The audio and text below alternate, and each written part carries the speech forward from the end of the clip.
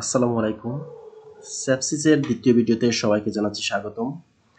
First ভিডিওতে আমরা সেপসিসের management পড়ে মোটামুটি যেগুলা পরীক্ষার জন্য লাগে সবকিছু পড়েছি। সো এই ভিডিওতে আমরা মেইনলি ম্যানেজমেন্ট নিয়েই পড়ব। সেপসিসের ম্যানেজমেন্ট খুবই গুরুত্বপূর্ণ বিষয় এবং এই টপিকটাকে আমি আলাদাভাবেই নিয়ে এসেছি এজন্যই যাতে এই টপিকটা আপনারা ভালোভাবে বুঝেন, কারণ এটা আবার ওয়ার্ডেও কাজে লাগে অনেক বেশি। সো ফার্স্ট যখন কোনো সেপসিস আমরা রিকগনাইজেশন করব কোনো পেশেন্টের, সেক্ষেত্রে আমাদেরকে সবচেয়ে বেশি গুরুত্ব দিতে হবে টাইমের দিকে। মনে রাখতে হবে টাইম ইজ টিস্যু। মানে যত তাড়াতাড়ি আমরা পেশেন্টকে রিসাসিটেট থেকে শুরু করে তার ট্রিটমেন্ট শুরু করতে পারবো, বাকি কাজগুলো করতে পারবো, পেশেন্টের মর্টালিটি রেট ততই কমতে থাকবে বা পেশেন্টের সার্ভাইভাল রেট ততই বাড়তে থাকবে। তো আমরা যখন ফার্স্ট ভিডিওতে সেপসিস 6 পড়েছিলাম তখন আপনাদেরকে মনে রাখার সুবিধার টাইম বলেছিলাম টেক 3 গিভ 3। তো টেক 3তে কি বলেছিলাম? টেক 3তে ফার্স্ট হচ্ছে ব্লাড কালচার নিব পেশেন্ট থেকে। দ্বিতীয়তে বলেছিলাম যে আমরা নিব সিবিসি এবং সিরাম ল্যাকটেট নিব এবং তারপর পেশেন্টের ইউরিন নিব ইউরিন আউটপুট দেখার জন্য। তিনটেই তো নিব আমরা টেক 3তে। সো মনে রাখতে হবে এই কাজটা আমরা খুব দ্রুততার সহিত করব এবং ব্লাড কালচার যখন করব পেশেন্টের, তখন মনে রাখতে হবে যে যদি আমরা অ্যাটলিস্ট 2 সাইড থেকে নেই, যদি পসিবল হয় সেটা নেওয়া উচিত। এবং তারপর হচ্ছে পেশেন্টকে রিসাসিটেট করতে হবে এবং অক্সিজেনের দিকে লক্ষ্য রাখতে হবে এবং অক্সিজেন স্যাচুরেশন সবসময় আমাদেরকে মনে রাখতে হবে 94 এর উপর রাখতে হবে। কিন্তু যদি পেশেন্টের টাইপ 2 রেসপিরেটরি ফেলিয়ার থাকে, কার্বন ডাইঅক্সাইড রিটেনশনের সম্ভাবনা রিস্ক থাকে, তো সেক্ষেত্রে আমরা 88 টু 92% পর্যন্ত রাখতে পারি। তারপর হচ্ছে ফ্লুইড ম্যানেজমেন্ট। ফ্লুইড ম্যানেজমেন্টের ক্ষেত্রে আমরা ক্রিস্টাল ওয়েট দিতে পারি যদি পেশেন্ট হাইপোটেনসিভ থাকে অথবা সিরাম ল্যাকটেট মোর দেন 2 মিলিমোল পার লিটার থেকে বেশি হয়। তো সেক্ষেত্রে আমাদের কি টার্গেটটা হচ্ছে সিস্টেমিক ব্লাড প্রেশার হচ্ছে 90-র বেশি হবে মিলিমোল মার্কারির, মেন আর্টারিয়াল প্রেশার হচ্ছে 65 মিলিমোল মার্কারির সমান অথবা বেশি হবে এবং ল্যাকটেটটাকে আমরা কমিয়ে 2 মিলিমোল পার লিটারের কম আনার চেষ্টা করব। যে এখানে আপনাদের মনে রাখা প্রয়োজন, যখন আমি প্যাথোফিজিওলজি বর্ণনা করেছিলাম তখন হচ্ছে যে এই ল্যাকটেটটা সেখানে সিভিয়ারিটির মার্কার হিসেবে কাজ করে। হাইপারল্যাকটেমিয়া বলা হয় যখন 2.4 থেকে বেশি হয়, তখন এটা সিভিয়ারিটি মার্কার হিসেবে কাজ করে এবং দেখা যাচ্ছে যে যদি 8 থেকে বেশি হয়ে যায় তাহলে মর্টালিটি পেশেন্টের হাই হয়ে যায়। তবে এটা কোনো স্পেসিফিক মার্কার না, এটাও আমাদেরকে মনে রাখা উচিত। আচ্ছা যাই হোক, ফার্স্ট হচ্ছে আমরা পেশেন্টকে রিসাসিটেট করব, তাকে আমরা অক্সিজেন দিব এবং আমাদের টার্গেট থাকবে স্যাচুরেশনটা হচ্ছে 94 এর উপর এবং একই সাথে হচ্ছে যদি পেশেন্টের দেখা যায় কার্বন ডাইঅক্সাইড রিটেনশন হওয়ার সম্ভাবনা থাকে, তো সেক্ষেত্রে আমরা পেশেন্টকে স্যাচুরেশন একটু কম রাখতে পারি 88 টু 92।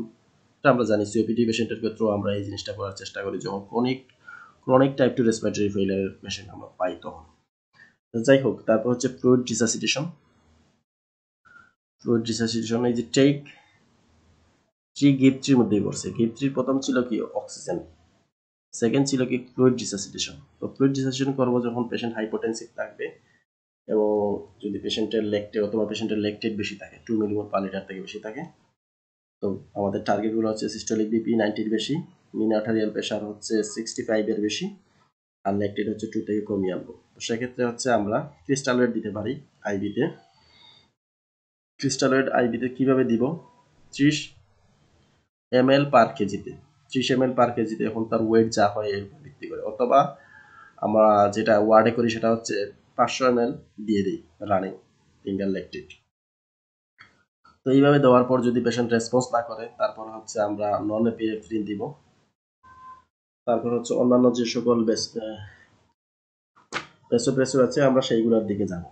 এখানে আরেকটা জিনিস আমি আপনাদেরকে বলে রাখি, যেটা আমরা ওয়ার্ডে করে থাকি, সেটা হচ্ছে আমরা পেশেন্টকে ফ্লুইড রিসাসিটেশন যখন হচ্ছে না, পেশেন্টকে ফ্লুইড দেওয়ার পর, ক্রিস্টালেট দেওয়ার পর না হলে আমরা হচ্ছে অনেক পেশেন্টকে অ্যালবুমিন দেওয়ার চেষ্টা করি, কলেট, ইভেন অনেকেই দেখি ব্লাড দেন, কিন্তু ব্লাড আসলে দেওয়াটা কতটুকু যুক্তিসঙ্গত আমি জানি না। আমরা আইভি ক্রিস্টালয়েড দিতে পারি এবং একই সাথে হচ্ছে প্রয়োজন হলে আমরা তাকে অ্যালবুমিন দিতে পারি এবং তাতেও যদি কাজে না আসে তখন আমরা এপিনেফ্রিনে যাব। ওয়ার্ডে আমরা যেটা করি সেটা হচ্ছে যে অনেক ক্ষেত্রে পেশেন্টকে স্টেরয়েড দিই,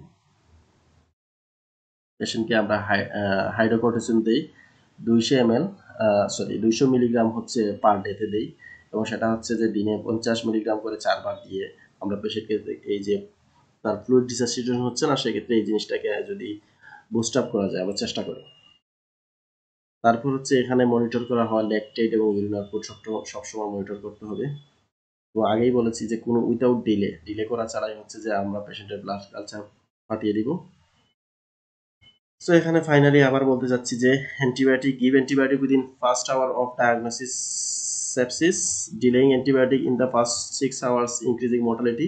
এবং আরেকটি জিনিস আপনাদের জেনে রাখা উচিত, প্রতি ঘন্টায় হচ্ছে পেশেন্টের যদি আমরা অ্যান্টিবায়োটিক না দিই তাহলে হচ্ছে তার রিস্কটা হচ্ছে প্রতি ঘন্টায় 5 to 10% তার মর্টালিটিটা বেড়ে যায়, এটা বিছানায় বলা আছে। আর একই সাথে আমাদের আরেকটা জিনিস মনে রাখতে হবে যে যদি আমাদের কোনো অ্যাবসেস থেকে এই জিনিসগুলো তৈরি হয় বা এই বিষয়গুলো হয়, সেক্ষেত্রে আমরা অ্যাবসেসটাকে ড্রেনেজ না করে যদি ট্রিটমেন্ট করি খুব একটি বেনিফিট পাওয়া যায় না। যেমন লিভার অ্যাবসেস আছে, লাং অ্যাবসেস আছে, এইগুলোর দিকে আমাদের লক্ষ্য রাখতে হবে। একই সাথে আমাদেরকে এটাও মনে রাখতে হবে যে আমাদের আইভি ক্যানুলা থেকে সেকেন্ডারি ইনফেকশন হয়ে যাচ্ছে কিনা, এবং পেশেন্টের ক্যাথেটার থেকে বা অন্যান্য যেগুলো ডিভাইস আমরা ব্যবহার করি সেইগুলো থেকে সেকেন্ডারি ইনফেকশন হওয়ার সম্ভাবনা আছে কিনা, এই জিনিসটা আমাদের মাথায় রাখতে হবে। অ্যান্টিবায়োটিকের ক্ষেত্রে আমরা যেটা করব সেটা হচ্ছে ব্রড স্পেকট্রাম অ্যান্টিবায়োটিক দিব।